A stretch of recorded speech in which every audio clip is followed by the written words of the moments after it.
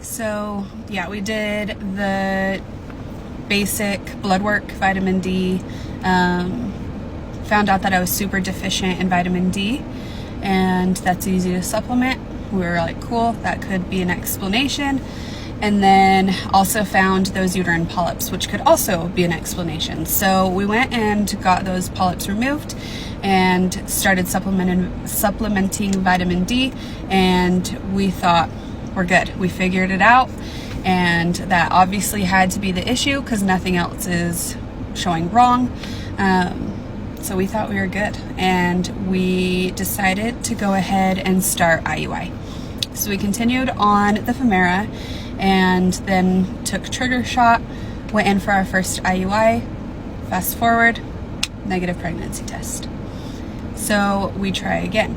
We start another IUI cycle. Fast forward to my first follicle check, and for some reason my ovaries stopped responding to the Femera. They would respond a little bit, but then they'd stall.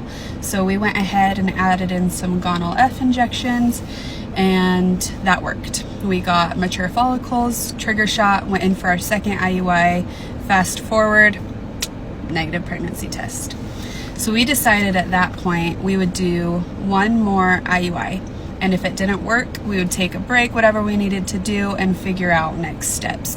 Typically, they'll have you do at least 3 IUIs if you're a candidate for IUI, and then they may suggest that you move forward to IVF. Doesn't mean you can't continue with IUI if you feel like it could be beneficial for you, but we were at a point that we had one more in us, and then we would figure out doing IVF, even though at that point it felt unreachable.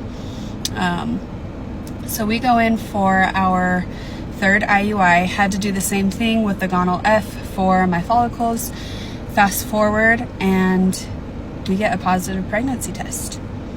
And we were ecstatic, and then a couple days later, the fear set in. I was not okay. I was terrified. I was terrified of losing that baby. I was terrified of losing that pregnancy. I genuinely felt like I could not handle going through another miscarriage. I couldn't handle the feelings and the just complete helplessness that we felt that first time. And I was an absolute wreck. I called my mom every day crying about just being so scared to lose the baby. And yeah, I tried not to put that on Blake too much, but cut to the next part.